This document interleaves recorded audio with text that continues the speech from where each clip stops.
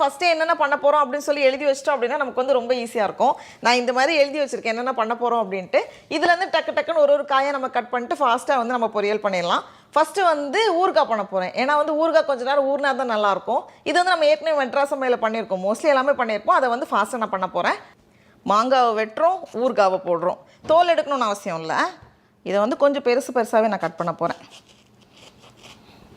சமையல் பண்ணி போர் அடிக்க மாட்டேன், ஃபாஸ்ட்டாக போயிடும். வெட்டியாச்சு. ஃபாஸ்ட்டாக நம்ம வந்து மசாலாவில் புரட்டி எடுத்துடலாம்.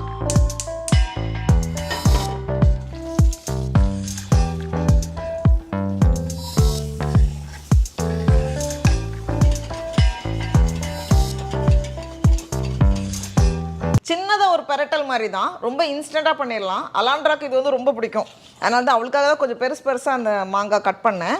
இது பண்ணுறதுக்கு மொத்தத்தில் ஒரு 2-3 நிமிஷம் தான் ஆகும். முக்கியமாக இந்த மாதிரி நம்ம நிறைய பண்ணுற அன்றைக்கி கையோட லைட்டாக நம்ம அலசிட்டோம் அப்படின்னா நமக்கு வந்து ரொம்ப பாத்திரம் தேங்காது. அதனால் இது வந்து கண்டிப்பாக நீங்கள் பண்ண லைட்டாக நம்ம அலசிட்டா கூட போதும். அடுத்தது வந்து முட்டைக்கோஸ் பொரியல் பண்ண போகிறேன்.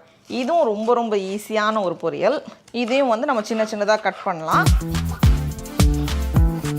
ஃபுட் ப்ராசஸரில் கட் பண்ணும்போது நமக்கு வந்து நல்லா ஃபைனாக சாப் பண்ணோம். ஆனால் அதோட பிளேடு அதோட ஜாரெல்லாம் கழுவுறதுக்கு நம்ம வந்து கத்தி வச்சே கட் பண்ணிட்டு போயிடலாம் அப்படின்னு நினைக்கிறேன். ஏன்னா வந்து ஃபஸ்ட்டு அதெல்லாம் நான் ட்ரை பண்ணியிருக்கேன். ஆனால் இது வந்து ரொம்ப ஈஸியாக இருக்கும். ஒரு கத்தி மட்டும் கழுவுனா போதும். ஒரு 20 வாட்டி இந்த மாதிரி நம்ம பண்ணும்போது நல்லா